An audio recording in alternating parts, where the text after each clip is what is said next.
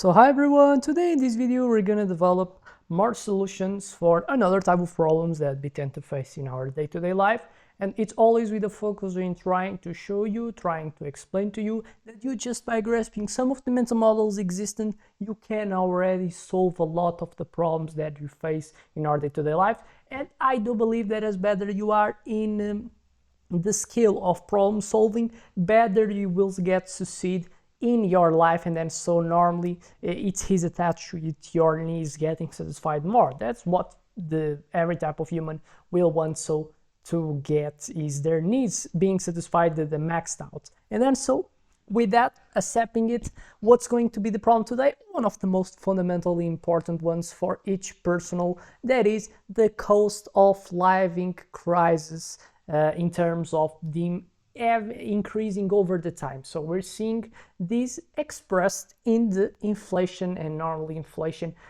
obviously some regions they tend to suffer more with in comparison with other ones, but then we're seeing that's a pattern, a tendency happening in all the globe.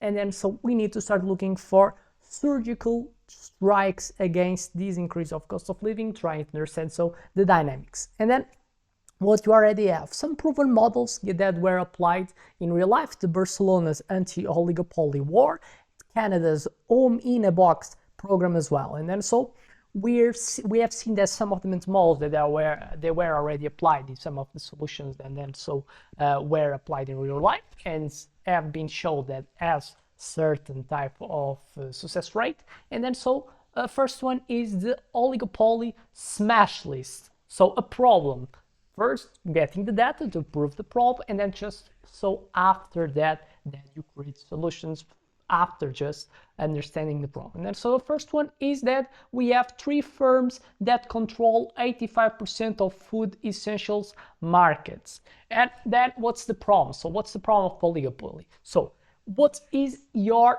thing? What's the thing that you prioritize? You want your needs getting satisfied at you having to give as less as possible cost, having to pay as less as possible. It's what you also wish. And then so we have a different dynamics. We have me, someone that wants to buy as low cost as possible, and we have people that wants to sell, and it's the completely wish that they have in comparison with me. They want to sell as higher prices as possible. And then so exists what? Different incentives. And then so what determines the prices? Determines the power of force. If exists too much people offering in comparison with the people that are looking for what they're offering, then so me as someone that is more scarce, I have more power. And then normally so it with the dynamics, any type of accord that we can so reach, it's going to benefit more me because I'm the strong side of this relationship. But in the oligopolies, mainly monopolies, it's the other side. It exists a few ones that can offer something, and exist a lot of people that want it. And then so the scarcity is in the side of offering, and then so it's where higher price and superticais, where so it starts to become harder to me to attend and to get the resources to get consumed by myself. And then so obviously in the perspective of the big population, that's where the mainly governments that are so applied, and they create laws and another type of mechanisms to satisfy the people that they got selected, and so they tend to prioritize this fight against monopolies and oligopolies. And that's where so enters the problem of them existing, and so we need to start looking for fighting them. And so the first solutions: public competition arsenal. State-owned supermarkets like the Portugal's Lojas do Povo, selling at 30% below market, so them reducing the margin, the profit margin. Mandatory price ceilings on 5 essential goods, example eggs, insulin, and baby formula. We have example the Barcelona that has cut bread prices 40% by breaking floor cartels. So a way to do it is by manhandling better the problem that brings so the existence of oligopolies and as well the monopolies. But obviously it has to be manhandled in a way that we don't so create the complete opposite of incentives. So we make it people don't wanting to enter the markets because it's harder to enter the market.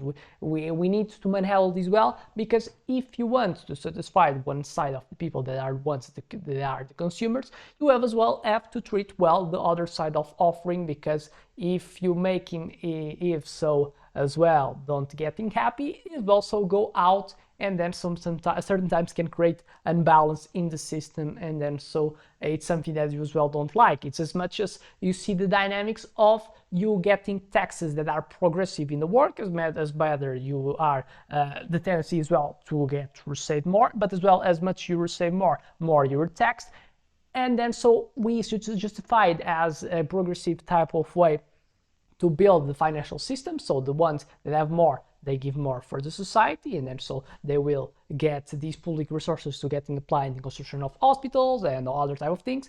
But then we need to understand that as well, it kind of creates an incentive to not so develop, because I know that as much as I'm going to develop as well more, I'm going to get taxed, and that's where so enters the one of the most type of important things is that when you build solutions, you have to get in count that certain times it can backfire to you. So we have to make solutions that have alignment of incentives of all the stakeholders present in a system, is where so the solutions that you create tend to be more sustainable.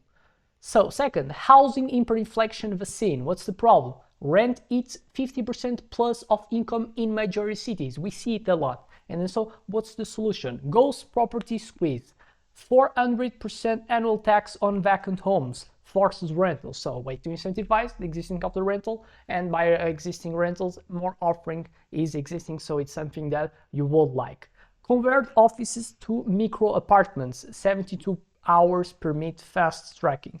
3D printed community towns, 50k homes printed in 48 hours. So as well, decreasing the bottlenecks of construction offer. One of the sides is creating incentives from the economical elements to put more houses in the offering in the market, but as well other way is making it easier to produce so the houses. And then one of the ways is investing in the technologies, because technology is a technical way to do something more efficiently, more quick. And then so this 3D printing is probably one of the best things that is about to happen, and is probably about to explode in the next few years as a new tendency in the construction market.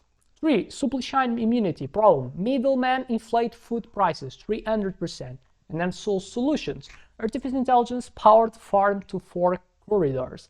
Autonomous trucks move produce directly to municipal markets. Blockchain cuts brokerage fees. Vertical farming mandates. Rooftop greenhouses on all supermarkets.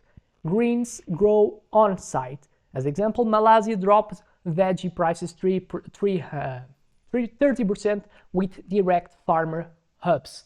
4. Energy shock absorbers problem. Utility bills cause heat or heat dilemmas, and then some solutions for that.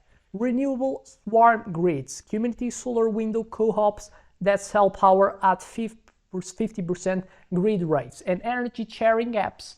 Neighbors trade surplus kilowatts peer-to-peer. Passive house revolution. Retrofit subsidies cutting heating needs by 90%. The German towns achieved €0 heating bills via energy cooperatives. A bit of what? Circular economy, a more tendency that you're going to see now that with the emergence of the bordering, so with sustainability. 5. Transportation poverty trap breaker. What's the problem? Car dependency drains 50% of income, and then so what's the solution for that? 50 minutes city enforcement. Zoning laws require schools, clinics, grocers in every neighborhood. And free mobility pass, unlimited public transit plus e-bike sharing for under €30 a month. Montpellier eliminated car dependency for 70% of residents.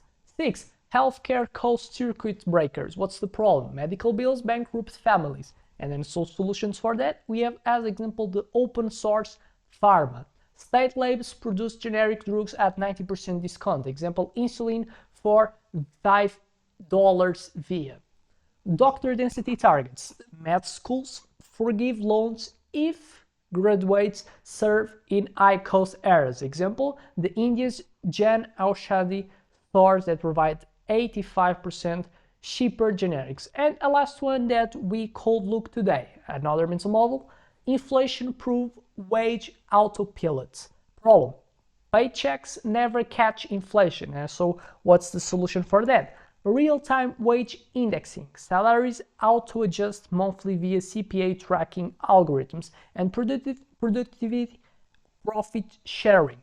20% of corporate efficiency gains go directly to workers. As example, the Australian Better Off Overall test prevents real wage cuts. So with that, I expect that you have liked the video. I expect that you have liked the channel. I expect that it was enough so to understand so what's the proposal of the channel and how this can helpful. And then so with that, I hope to see you in the next one.